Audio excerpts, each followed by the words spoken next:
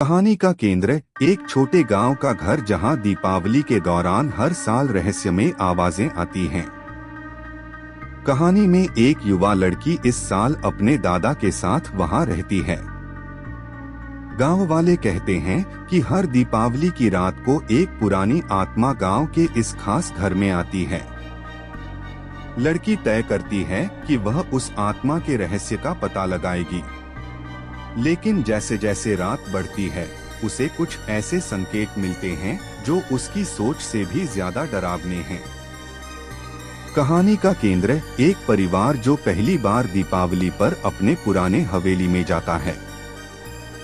रात के अंधेरे में पटाखे की आवाजें तो सुनाई देती हैं, पर साथ में अजीब सी आवाजें भी आती हैं जो परिवार के सदस्यों को बेचैन कर देती हैं।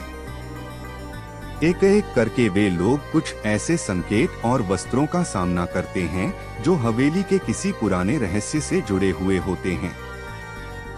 दीपावली की रात उनके लिए जीवन का सबसे भयानक अनुभव बन जाती है। कहानी का केंद्र एक बूढ़ा बाबा जो गांव में दिवाली के दीपक बेचता है, और गांव वाले कहते हैं कि उसके दीपकों में किसी जादू की शक्ति है। जो भी उसके दीपक खरीदता है, उसे अगले दिन कुछ रहस्यमय घटनाएं महसूस होती हैं।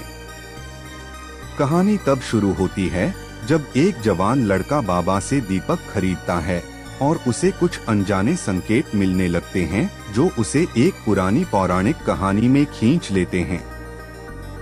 कहानी का केंद्र एक दिवाली मेला, जहां एक पुराने पटाखे बेचने वाले से मिलने पर लोग कहते हैं कि उसके पटाखों में कुछ खास है।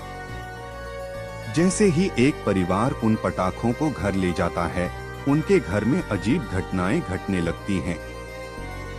हर बार पटाखा जलाने पर उन्हें कुछ अदृश्य छायाएं दिखाई देती हैं। कहानी इस बात का रहस्य उजागर करती है कि उन पटाखों में कौन सी शक्ति छिपी है। कहानी का केंद्र एक प्राचीन मंदिर, जहां दीपावली की रात कोई खास पूजा होती है। लोग कहते हैं कि उस रात मंदिर के नीचे एक छिपा हुआ खजाना जागृत हो जाता है। 3 दोस्त दिवाली पर वहां जाने का निर्णय लेते हैं। जैसे ही वे पूजा के समय वहां पहुंचते हैं, उन्हें कुछ अजीब अनुभव होता है और एक एक कर उन्हें कुछ छिपे हुए सुराग मिलते हैं। लेकिन क्या वे सुरक्षित रह पाएंगे?